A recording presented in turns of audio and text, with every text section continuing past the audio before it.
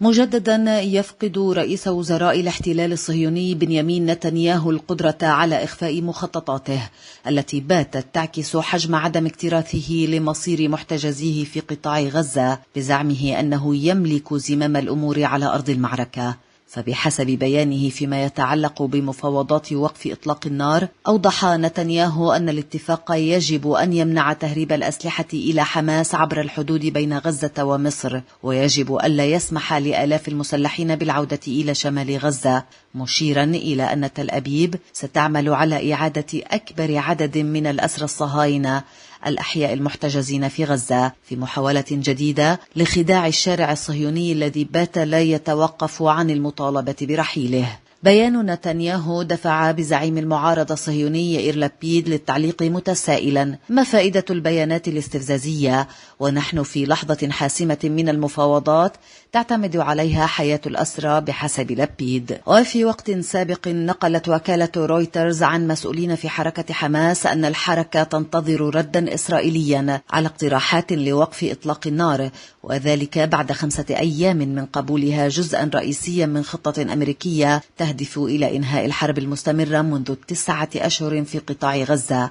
وقال أحد مسؤولي حماس الذي طلب عدم ذكر اسمه: نحن تركنا ردنا مع الوسطاء وننتظر سماع رد الاحتلال. وأفاد مسؤول فلسطيني آخر مطلع على المداولات الجارية بشأن وقف إطلاق النار بأن هناك محادثات مع إسرائيل عبر وسطاء قطريين، فيما تهدف الخطة إلى إنهاء الحرب وإطلاق سراح نحو 120 أسير صهيوني تحتجزهم المقاومة الفلسطينية في غزة. وقال المسؤول الذي أكد على عدم ذكر اسمه لرويترز أن الصهاينة ناقشوا القطريين في رد حماس ووعدوهم بأنهم سيردون خلال أيام. وكان نتنياهو قد ذكر أن المفاوضات ستستمر هذا الأسبوع، لكنه لم يقدم أي جدول زمني مفصل، في حين تخلت حماس عن مطلب رئيسي بأن تلتزم حكومة الاحتلال أولا بوقف دائم لإطلاق النار قبل توقيع الاتفاق.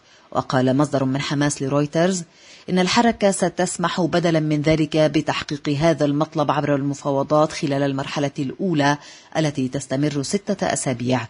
فيما نقلت وسائل إعلام عبرية عن مصادر في جهاز الاستخبارات الإسرائيلي الموساد مشاركة في المفاوضات قولها إن هناك أملا كبيرا في الوصول إلى صفقة تعيد الأسرى الإسرائيليين من قطاع غزة. وأكدت المصادر أن تل أبيب تقدر أن الفرصة ذهبية الآن للتوصل إلى اتفاق، والجهات الأمنية توصي القيادة السياسية باغتنامها. لكن نتنياهو يضرب بعرض الحائط كل محاولات جهود إنهاء الحرب. فمن جهته المتحدث باسم كتائب الشهيد عز الدين القسام يجدد وعيده ويؤكد الجاهزية التامة لقوته على الأرض، ما يشير إلى أننا أمام أوقات حاسمة بانتظار ما ستكشفه قادمة الأيام.